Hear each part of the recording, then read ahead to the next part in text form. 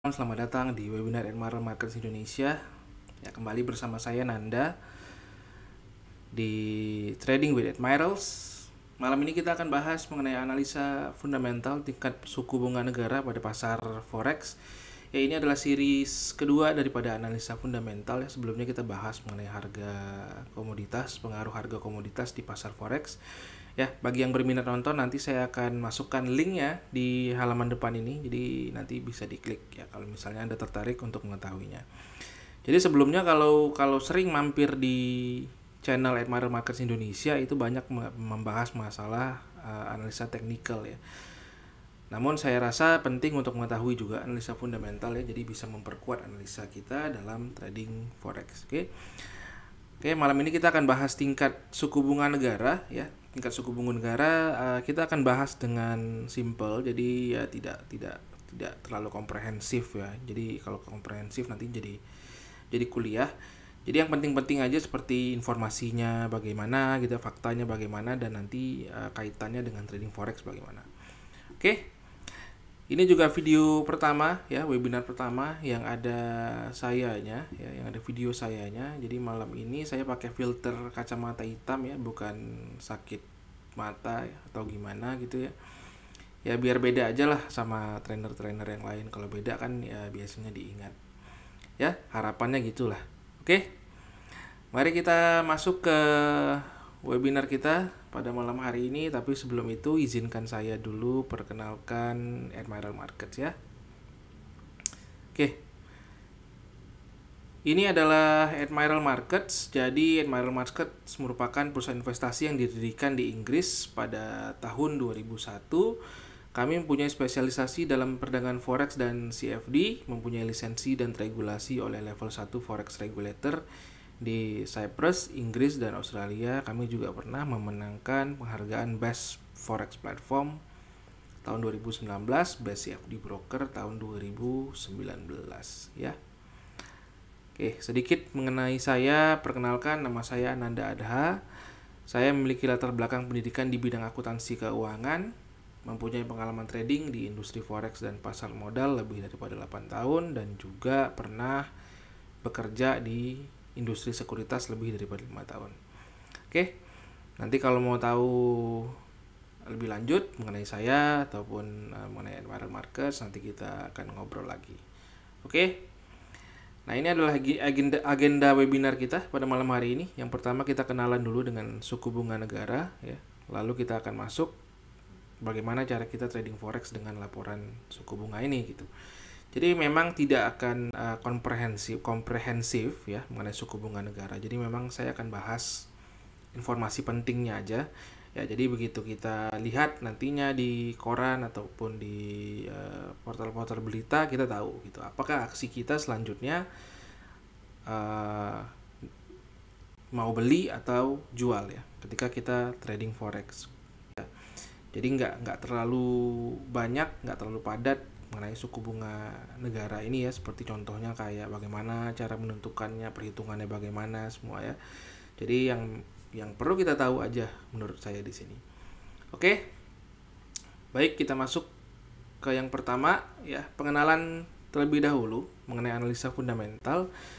Jadi bagi Anda yang mungkin baru di trading ya, jadi mau tahu analisa fundamental itu apa gitu ya. Jadi analisa fundamental adalah mempelajari keadaan ekonomi suatu negara untuk menentukan keputusan trading beli atau jual ya. Jadi kalau misalnya trading forex ya berarti kita mempelajari ekonomi suatu negara.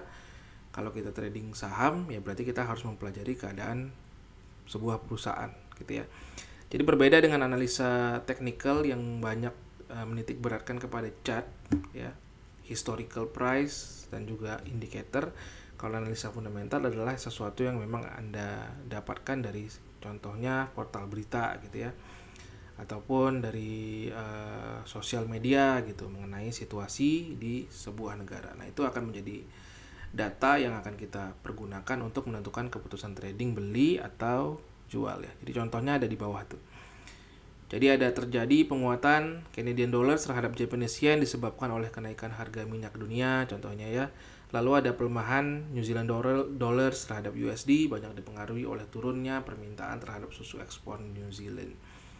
Ya, ini adalah salah dua contohnya ya. Kalau misalnya kita mau tahu bagaimana cara menganalisa secara fundamental. Oke. Yang penting kalau analisa fundamental banyak-banyak baca ya, baik itu mau berita, mau profil sebuah negara gitu, mau profil sebuah perusahaan gitu ya, mau profil presidennya, mau profil presiden bank sentralnya gitu ya. Jadi memang perlu banyak baca untuk analisa fundamental ini. Oke. Nah, ini adalah suku bunga ya. Suku bunga adalah biaya dalam peminjaman dana. Jadi suku bunga negara ditentukan oleh bank sentral. Suku bunga mengatur persentase yang harus Anda bayar kembali kepada pemberi pinjaman atau bank untuk pinjaman Anda. Bank sentral menetapkan suku bunga untuk mengendalikan peredaran uang di pasar ya. Jadi apabila ingin mengurangi peredaran, mereka akan menaikkannya dan begitu juga sebaliknya. Ya, jadi suku bunga atau interest rate ini adalah biaya kalau misalnya Anda mau meminjam uang gitu ya. Jadi kalau misalnya Anda mau pinjam uang di bank, lalu Anda akan diberikan data-data bunganya berapa. Nah, bunganya itu terkait erat dengan suku bunga yang ditetapkan oleh bank sentral ini gitu ya. Nah, kalau suku bunga ini kenapa dinaikkan dan diturunkan sama bank sentral, itu pengaruhnya itu adalah kepada money supply di pasar atau peredaran uang di pasar. Jadi kalau misalnya mau dikurangi ya mereka akan naikkan suku bunganya. Kalau mereka ingin menambah peredaran ya mereka akan menurunkannya gitu ya. Jadi itulah. Jadi perlu ada, mereka akan berdiskusi nantinya di board dari bank sentral itu ya. Jadi para petinggi-petinggi bank sentral itu akan melihat money supply dulu, peredaran uangnya. Jadi kalau misalnya kebanyakan dan mereka ingin kurangin, ya berarti mereka harus naikkan tingkat suku bunga. Nah, itu penting untuk Anda ketahui ya. Jadi kalau misalnya Anda mau menganalisa secara fundamental, Anda juga perlu mengetahui informasi mengenai money supply ini. Oke. Nah, apakah dampak suku bunga terhadap ekonomi? Jadi kalau misalnya tadi saya udah ceritakan sedikit, kalau misalnya Anda mau pinjam uang ke bank, nanti kan akan dikasih bunganya berapa. Nah, bunganya itu kan selalu terkait erat dengan suku bunga negara ya. Nah, jadi kalau misalnya suku bunga turun, itu orang akan lebih tertarik untuk meminjam uang dikarenakan bunga bank yang kecil. Nah, kalau misalnya banyak orang meminjam uang, katakanlah untuk kegiatan yang produktif, itu bisa memacu pertumbuhan ekonomi. Lalu kalau suku bunga naik ya, orang ya jadi nggak tertarik untuk meminjam uang karena bunga banknya besar gitu ya. Jadi kalau misalnya Anda datang ke bank dan bunganya Anda rasa tinggi, ya lebih bagus ya kita move on gitu ya. Kita cari pinjaman yang mungkin bisa memberikan kita bunga yang lebih kecil gitu ya. Contohnya seperti ya keluarga lah contohnya ya. Nah, dampaknya itu adalah memperlambat pertumbuhan ekonomi. Kenapa? Karena orang jadinya tidak mau meminjam uang, lalu hal-hal yang bersifat produktif seperti membuat bisnis gitu ya, itunya juga jadinya akan berkurang. Nah, efeknya itu akan memperlambat pertumbuhan ekonomi. Oke. Nah, ada informasi sedikit ya. Jadi ini saya rasa Anda juga perlu tahu ya. Jadi untuk ilmu ya. Jadinya Anda paham mengenai perbankan dan perbankan, suku bunga dan bank sentral ya. Jadi bank sentral itu meminjamkan uang ke lembaga perbankan ya. Nah, untuk ini mereka harus membayar bunga. Jadi lembaga perbankan itu bisa meminjam uang di bank sentral. Nah, dan itu juga dikenakan bunga oleh bank sentral. Namun selain meminjam uang, lembaga perbankan juga menempatkan uang ekstra mereka di bank sentral ya. Jadi untuk ini mereka menerima bunga sebagai imbalan sesuai dengan tingkat suku bunga. Jadi kalau misalnya bank itu punya uang ekstra ya, mereka bisa tempatkan atau simpan di bank sentral ya. Salah satu tempat paling aman tentunya ya. Jadi dengan mereka menyimpan di bank sentral itu, mereka menerima bunga sebagai imbalannya juga itu dengan sesuai dengan tingkat suku bunga. Nah, jadi bisa kita lihat di sini kalau misalnya tingkat suku bunga turun ya, lembaga perbankan akan enggan untuk menempatkan uangnya di bank sentral sehingga uang yang beredar di pasar semakin banyak. Jadi ini ada hubungannya ya. Jadi kalau misalnya tingkat suku bunga dirasa tinggi oleh lembaga perbankan atau bank ini, mereka ya akan simpan uang di bank sentral gitu ya, di BI. Nah, dengan menyimpan uang aja di BI ini mereka bisa mendapatkan tingkat suku bunga gitu. Contohnya ya. Lalu makanya kalau misalnya tingkat suku bunganya turun ya lebih bagus kita atau bank tersebut yang meminjamkan ke orang lain ya dengan harapan bisa mendapatkan bunga yang lebih tinggi. Nah, dengan demikian uang yang beredar di pasar akan semakin banyak karena lembaga perbankan semakin gigih dalam meminjamkan uangnya. Ya, nah itu adalah kaitan tingkat suku bunga perbankan dan bank sentral yang saya rasa Anda perlu tahu ya sebagai wawasan. Lalu juga ada inflasi dan suku bunga ya. Inflasi seperti yang kita tahu semuanya adalah penurunan nilai mata uang ya. Jadi saya rasa inflasi juga adalah salah satu alasan Anda untuk menghadiri webinar pada malam hari ini ya. Jadi inflasi itu pasti ya. Makanya kita harus mendapatkan sumber income yang lebih banyak sehingga kita bisa mengatasi inflasi di sekitar kita ya. Nah, inflasi ini adalah salah satu indikator dalam menentukan naik atau tidaknya suku bunga ya. Jadi untuk menekan inflasi, bank sentral akan menaikkan suku bunga. Nah, jadi untuk melihat kemungkinan inflasi, kembali lagi kita perlu melihat supply uang ya. Jika jumlah uang tumbuh lebih cepat daripada ekonomi, uang akan menjadi tidak berharga dan inflasi akan terjadi ya. Jadi semua itu ada hubung kaitnya. Jadi kalau misalnya Anda memang ingin trading forex dengan informasi tingkat suku bunga, ya banyak data yang perlu diperhatikan gitu ya. Contohnya laporan inflasi ya, laporan supply uang gitu ya. Apakah tingkat suku bunga sekarang terlalu kecil atau terlalu besar sehingga lembaga perbankan jadi males untuk meminjamkan uangnya ke masyarakat gitu ya. Nah, itu adalah data-data yang perlu Anda ketahui kalau misalnya Anda mau trading menggunakan tingkat suku bunga ya. Jadi memang seperti yang saya katakan tadi, analisa fundamental memerlukan banyak data yang digunakan untuk menganalisanya gitu. Jadi makanya analisa fundamental itu biasanya untuk trading yang bersifat jangka panjang ya. Jadi jangka panjang. Jadi karena data yang diperlukan, variabel-variabel yang mereka perlukan itu banyak sehingga perlu proses hingga menemukan suatu idea, suatu keputusan beli atau jual. Nah, biasanya itu berlaku dalam time frame yang jangka panjang. Oke.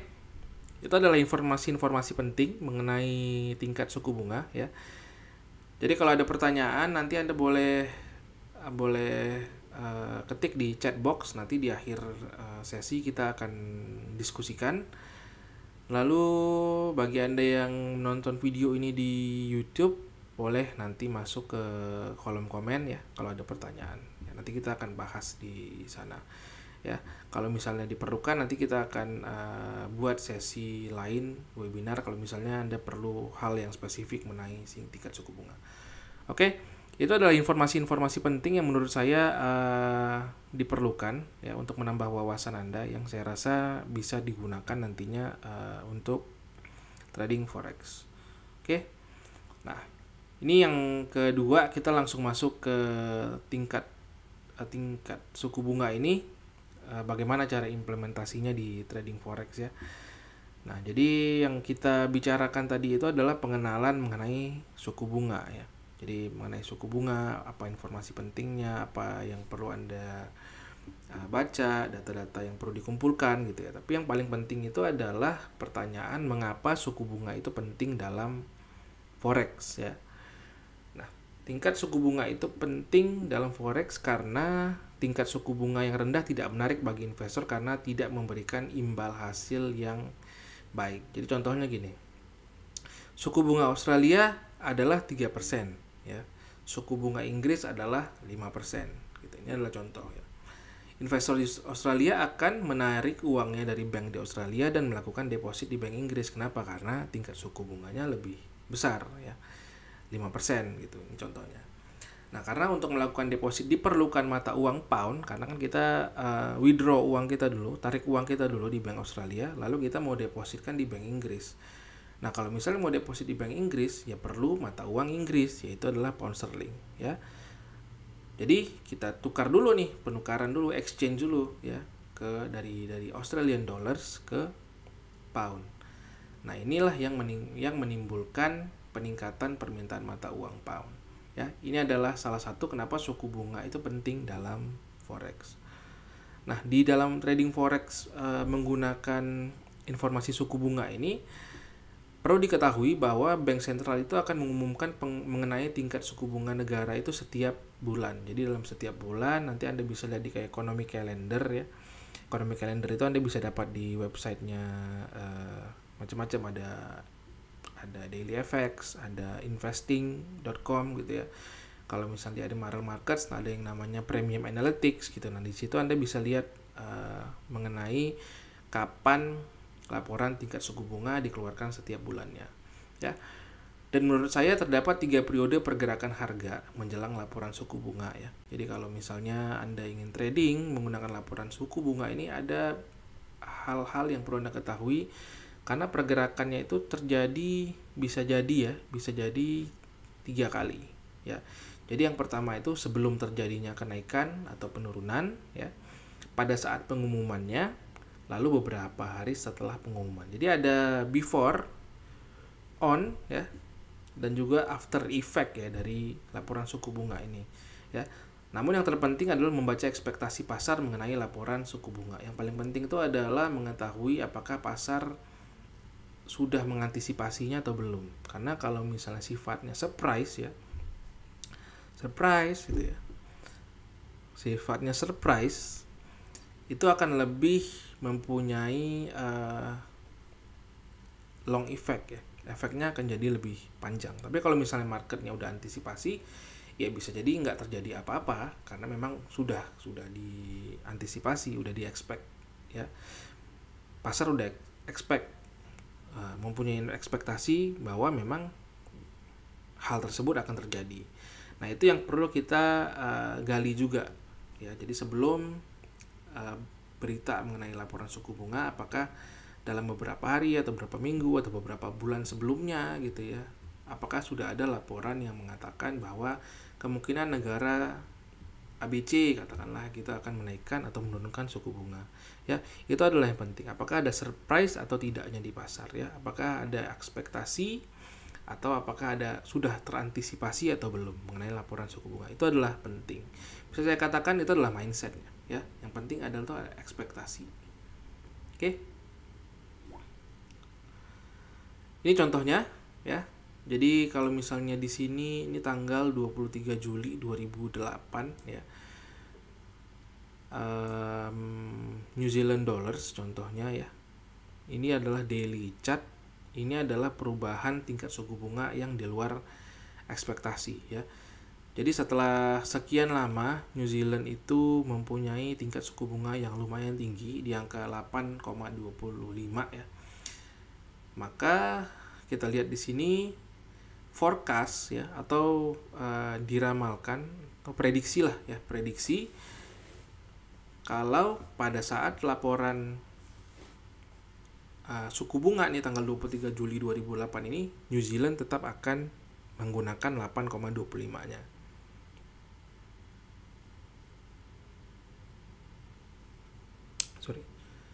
Akan menggunakan 8,25-nya. Namun pada saat pengumuman ternyata tingkat suku bunganya malah turun ke 8% gitu ya. Nah, bisa kita lihat di sini. Nah, ini hari H ya. Hari H diumumkannya. Kita lihat ya, harganya melemah ya. New Zealand dollars melemah terhadap US dollar. Lalu terjadi hingga ke 1 Agustus ya, sehingga seminggu gitu ya. Nah, ini adalah sesuatu yang di luar jangkaan atau di luar ekspektasi ya. Jadi pada hari H yang dijangka atau yang diprediksikan tidak ada perubahan, namun ternyata ada perubahan ya, dari 8,25 turun ke 8%. Sehingga membuat New Zealand dollars melemah ya. Hingga ini kalau misalnya kita lihat 7 Agustus dalam 2 minggu ke depan ya. Nah, kalau misalnya kita trading menggunakan laporan mata uang ini, ya kita bisa mempunyai kemungkinan mendapatkan pips ya, berapa pips yang kita bisa dapatkan sebagai profit itu adalah 400 pips ya, dalam waktu kurang lebih 2 minggu. Oke. Nah, itu adalah yang perubahan yang di luar ekspektasi. Jadi memang Anda perlu, kalau misalnya memang Anda trading New Zealand Dollars, ya pasti kalau Anda baca berita mengenai New Zealand Dollars, pasti berapa bulan sebelumnya mungkin ada rumor gitu ya. Atau bisa jadi nggak ada sama sekali rumor gitu. Nah, kalau misalnya tidak sama sekali tidak ada rumor, ya begitu ada hal seperti ini, ya tingkat efeknya ya lebih panjang ya, mempunyai long effect gitu ya. Karena tidak dijangka, surprise ya. Oke. Nah, ini adalah perubahan tingkat suku bunga yang sudah sesuai ekspektasi ya. Jadi dari 0,25% ke 0,50%, yaitu US ya. Ini adalah tanggal 16 Desember 2015 ya. Jadi sebenarnya setiap bulan itu ada namanya laporan FOMC ya. Kalau misalnya di US. Jadi FOMC ini adalah orang-orang penting Federal Reserve ya, jadi bank sentralnya US lah. Orang-orang penting bank sentralnya US itu mereka akan meeting ya, mereka akan melakukan voting apakah akan menaikkan atau menurunkan suku bunga, salah satu agendanya ya. Nah, jadi kalau misalnya Anda rajin membaca laporan dari FOMC itu nanti akan kelihatan gitu berapa orang yang akan voting akan naik tingkat suku bunganya, berapa orang yang voting untuk menurunkan tingkat suku bunga, itu ada dalam laporannya. Dan ternyata kalau misalnya kita lihat di sini ya, laporan keluar naiknya suku bunga US itu dari 0,25% ke 0,50% itu tuh sudah dijangka. Kenapa? Karena memang diprediksinya itu juga udah 0,5 gitu. Jadi begitu 0,5 diprediksi kalau diprediksinya udah 0,5 dan actualnya juga 0,5, ya pasarnya ya santai-santai aja gitu ya. Namun yang perlu kita lihat adalah laporan dari FOMC ini gitu. Ternyata memang harganya tuh sudah diantisipasi. Jadi memang sudah menguat duluan ya. Jadi kan memang naik ya. Jadi dari 0,25 ke 0,50% ya. USD-nya menguat. Nah, ini sudah diantisipasi duluan sebelum hari H. Ya, sebelum hari pengumumannya gitu. Nah, jadi kalau misalnya kita trading analisa fundamental dengan pengaruh tingkat suku bunga ya, dan kita rajin baca FOMC laporan FOMC ini dari FOMC meeting mereka, ya ada kemungkinan kita udah tahu duluan ya, kira-kira di Oktober mungkin kita udah tahu, atau beritanya mungkin sebelum Oktober memang udah ada isu-isu atau rumor-rumor gitu. Nah, kita mungkin udah menjangkanya sendiri gitu, jadi udah nggak surprise lagi. Nah, makanya waktu tiba harinya tanggal 16 Desember 2015 ini ya, di Daily Chart ini, dan dinaikkan benar-benar dinaikkan, ya kita juga udah bisa lihat konsensusnya juga udah menyatakan prediksinya adalah 0,5%. Jadi berapa hari ke depan ya harganya ya tidak seperti tadi ya, yang bisa lonjaknya jauh-jauhan. Yang paling kalau ini di angka kira-kira 100 sampai 150 pips kali ya. Jadi nggak terlalu mempunyai yang namanya long effect tadi. Kenapa? Karena nggak surprise gitu ya, jadi nggak kaget gitu, marketnya udah nggak kaget. Oke, tadi kita udah bahas ya. Jadi yang penting itu adalah laporan dari tingkat suku bunga yang dikeluarkan oleh bank sentral sebulan sekali itu harus memberikan yang namanya surprise effect gitu ya, untuk mempunyai efek yang bersifat jangka panjang ya. Jadi kalau misalnya market sudah antisipasi, ya berarti efeknya ya tidak terlalu jangka panjang gitu ya. Jadi efeknya hanya sebentar gitu, atau mungkin sama sekali tidak ada efeknya gitu, karena memang sudah sesuai dengan ekspektasi. Nah, di part 3 ini saya akan coba untuk bahas mengenai laporan ekonomi penting ya. Jadi kalau misalnya Anda ingin tahu gitu apakah informasi-informasi yang diperlukan gitu ya, apakah data-data yang diperlukan, sehingga Anda juga bisa mengantisipasinya sendiri nanti, apakah Anda bisa memonitornya sendiri gitu ya. Jadi kalau Anda ingin menganalisa forex secara fundamental ya, terutama menggunakan laporan suku bunga ya. Ini adalah laporan ekonomi yang penting terkait tingkat suku bunga ya. Yang pertama itu adalah Consumer Price Index ya. Jadi ini semua nanti akan ada di economic calendar. Jadi penting banget bagi Anda untuk punya yang namanya economic calendar ya. Jadi ini bisa di Google economic calendar ya, atau Anda bisa masuk ke website atau portal forex yang mana nanti akan ada banyak jadwal mengenai economic calendar. Nah, yang perlu diperhatikan itu yang pertama adalah Consumer Price Index ya. Jadi Consumer Price Index atau CPI ini mengukur perubahan harga barang dan jasa dari perspektif konsumen ya. Jadi ini adalah indeks yang digunakan untuk mengukur inflasi ya. Jadi kalau misalnya Anda ingin melihat inflasi naik, ada naik atau ada turun ya dari Consumer Price Index ini gitu. Lalu ada yang namanya consumer spending ya. Jadi jumlah uang yang dihabiskan oleh rumah tangga dalam perekonomian ya. Jadi rumah tangga ini ya rumah gitu, di dalam rumah itu biasanya berapa. Jadi mereka akan kalkulasikan consumer spending. Jadi kalau misalnya nanti angkanya ada yang di luar kebiasaan, kita bisa menemukan suatu kesimpulan nantinya ya mengenai consumer spending ini. Lalu ada yang namanya employment report atau laporan lapangan kerja ya. Dan yang terakhir itu ada property market atau pertumbuhan pasar properti perumahan. Jadi ini adalah laporan ekonomi penting menurut saya yang perlu Anda keep track, yang perlu Anda monitor ya apabila Anda ingin mengetahui tentang situasi perekonomian suatu negara ya, yang mempunyai efek terhadap suku bunga. Oke.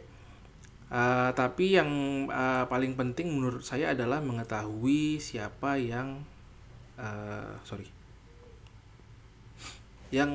membuat keputusan naik atau turunnya suku bunga ya. Laporan tadi itu penting ya untuk mengetahui situasi ekonomi suatu negara, karena memang informasi tadi itu akan dibawa ke meeting oleh petinggi-petinggi bank sentral ya untuk keputusan naik atau turunnya. Tapi kita juga perlu tahu, kita perlu kenalan juga siapa sih yang menentukan naik turunnya tingkat suku bunga ini gitu ya. Jadi kalau misal di sini saya nggak akan bahas semua mata uang ya, hanya beberapa mata uang aja. Jadi kalau misalnya Anda tradingnya GBP ya, yang menaikkan dan atau menurunkan suku bunga itu didapat dari Monetary Policy Committee atau MPC dari Bank of England ya. Dan MPC ini mempunyai anggota berjumlah 9 orang.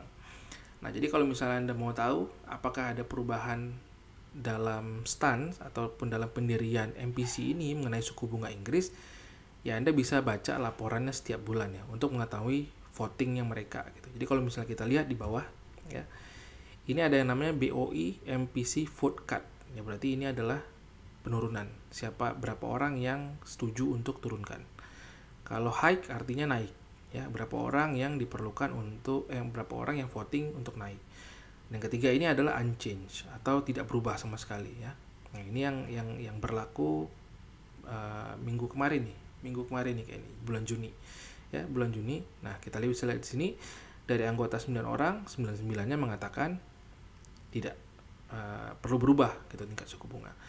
Nah, tapi nanti kalau suatu hari nanti Anda akan lihat mungkin di cut-nya 2 mungkin ya, atau di hike-nya 1 atau hike-nya besar gitu ya. Berarti Anda sudah bisa memonitor gitu ya. Udah bisa jaga-jaga. Ini ada kemungkinan nih kayaknya. Ada kemungkinan dinaikkan gitu. Kenapa? Karena dari anggota 9 orang udah ada 4 nih yang merasa perlu dinaikkan. Oke. Nah, ini juga bisa dapat dari economic calendar. Yang kedua itu adalah USD ya. Jadi yang menentukan naik atau turun suku bunga US itu adalah lewat dari Federal Open Market Committee ya. Meeting oleh Federal Reserve, the Fed. Nah, kalau tadi 9 orang yang US, yang UK, yang Inggris. Kalau yang US itu yang the Fed punya anggota 16 orang ya. Namun kalau misal kita buka di economic calendar nggak ada tulisan yang kayak tadi tuh. Dan Anda harus baca yang namanya FOMC statement. Ya, nanti di situ akan ada dari 16 orang ini apakah pandangan mereka ya. Nah, biasanya dari 16 orang ini, karena 16 orang ini sering diminta untuk melakukan speech ya atau pidato atau jadi guest speaker gitu ya di mana gitu ya. Nah, itu biasanya akan memberikan kita informasi mengenai stance orang tersebut, ya. Apakah orang tersebut ini menyukai tingkat suku bunga yang naik atau tingkat suku bunga yang turun.